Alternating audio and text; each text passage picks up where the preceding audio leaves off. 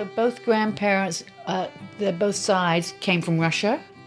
They came from Russia to Canada? In 1925. In 1925, yes. they came from This was Russia. the reunion picture here, so that helps pick out some of the faces too, right? So, yeah. So that made a difference having them live in proximity once they got settled with their own farms, and to have that family support as you're raising children.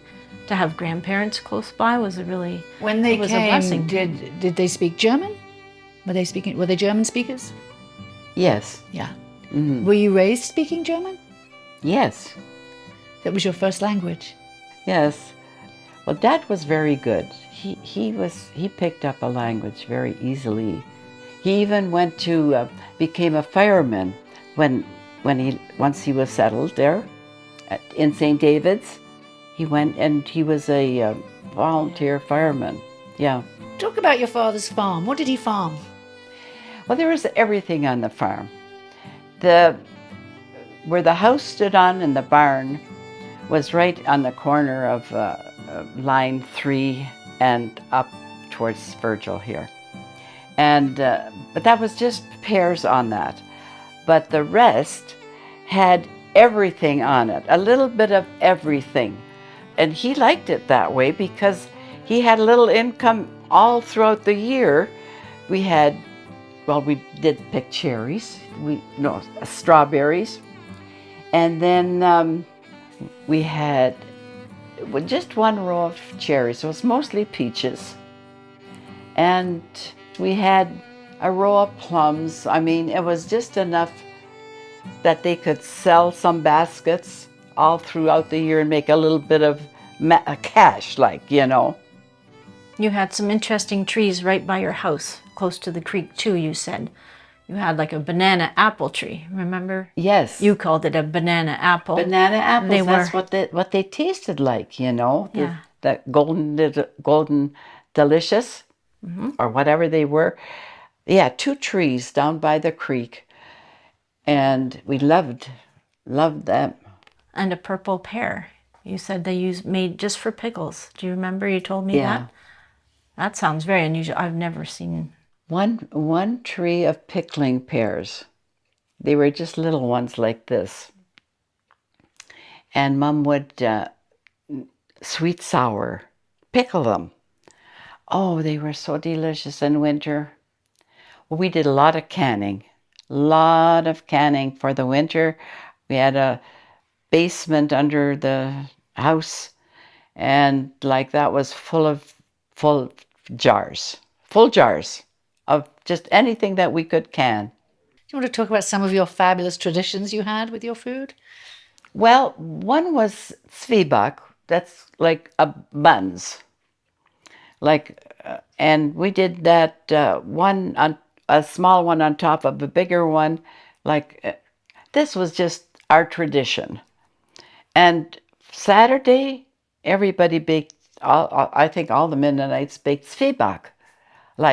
Because Sunday, after church, you might get company in the afternoon or something like that, and you'd have coffee and that, and we always had jam, and of course we bought honey. So we had those 2 things to spread on, and that was a tradition. It was called faspa on Sundays, right? Or vespers, or you call it faspa. Yeah. So you could drop into anybody's house and expect you would get some coffee. It's not a meal. It's just like a coffee and something, whatever you had. You don't need an invitation. You would just show up, drop in.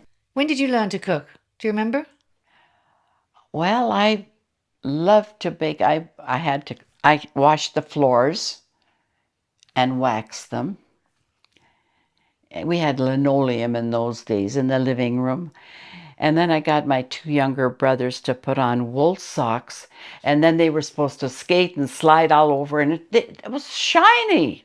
It was beautiful. We didn't have an electric polisher, so how were we going to polish? So that we did that.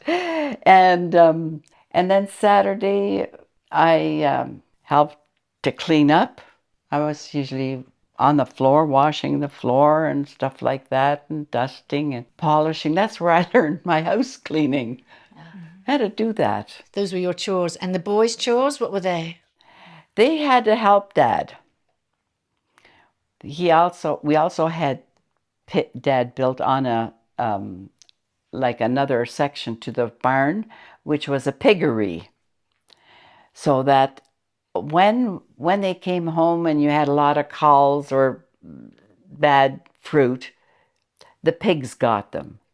When they loved them, crunch, even the pits of they would just love that. Did your father build the cottage? No, it was it was like a little Cabin. like cabin. Morris. Did it have running water? No, we had no. We had a pump outside though. There was a cistern and a pump where we got our drinking water from. Would you have an outhouse or did it have a bathroom? No, an outhouse. Yeah. Whether it was cold or what, we had to go out just down the hill a little bit, and that's where it sat. Oh my goodness. How many years did you live there?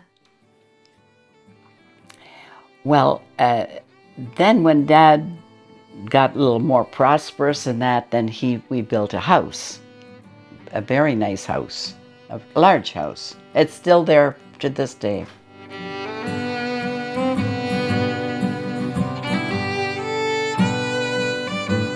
So then when you had this house, then the boys had their own bedroom inside, not just a lean-to. Well, we had an upstairs then. They had the bedroom upstairs. I had a bedroom upstairs. Mom and Dad slept downstairs. That was a nice house.